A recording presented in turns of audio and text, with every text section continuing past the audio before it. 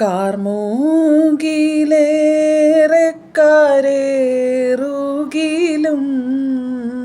കാണുന്നില്ലേ മഴവില്ലാതിന്മേൽ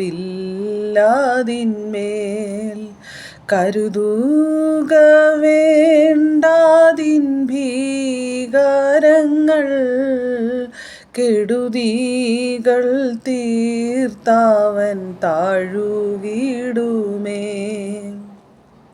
സ്തോത്രം.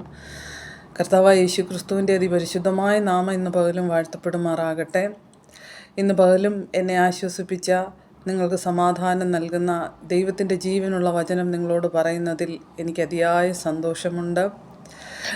ഇന്ന് ഞാൻ വായിക്കുന്നത് 1 കൊരിന്ത്യർ 10-ാം അധ്യായം അതിൻ്റെ 13-ാമത്തെ വാക്യം. മനുഷ്യർക്ക് നടപ്പല്ലാത്ത പരീക്ഷ നിങ്ങൾക്ക് നേരിട്ടിട്ടില്ല. ദൈവം വിശ്വസ്തൻ. നിങ്ങൾക്ക് കഴിയുന്നതിനു മീതെ പരീക്ഷ നേരിടുവാൻ സമ്മതിക്കാതെ നിങ്ങൾക്ക് സഹിപ്പാൻ കഴിയേണ്ടതിന് പരീക്ഷയോടുകൂടെ അവൻ പോക്കുവഴിയും ഉണ്ടാക്കും. ആമേൻ. സ്തോത്രം. ഇന്ന് പകലും ഈ ജീവനുള്ള വചനം നിങ്ങളുടെ ഹൃദയങ്ങളിൽ എഴുതപ്പെടട്ടെ. പരിശുദ്ധാത്മാവ് നിങ്ങളോട് സംസാരിക്കട്ടെ.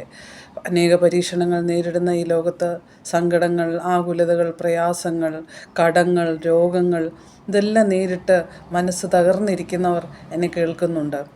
പ്രിയമുള്ളവരെ, നിങ്ങളുടെ ആശ്വാസത്തിനായി പരിശുദ്ധാത്മാവെന്ന് നിങ്ങളോട് സംസാരിക്കുന്നു. സഹിപ്പാൻ കഴിയാത്ത പരീക്ഷണങ്ങളിൽ ദൈവം നിങ്ങളെ അകപ്പെടുത്തത്തില്ല.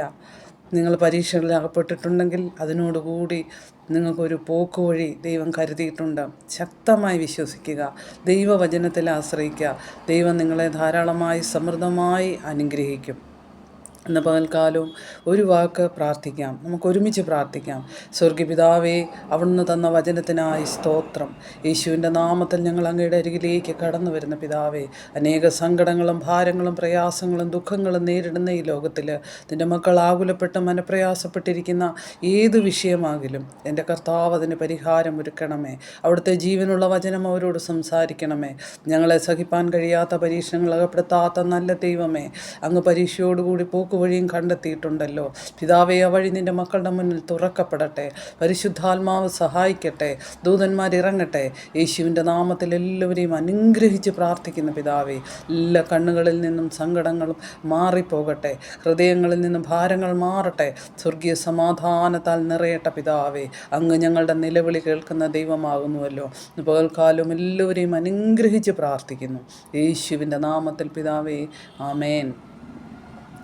ഇന്ന് പകലും നേരിട്ടിരിക്കുന്ന ഏത് സങ്കടമാകിലും ഏത് പ്രയാസമാകിലും അത് കർത്താവായ യേശു ക്രിസ്തു തുടച്ചു മാറ്റും.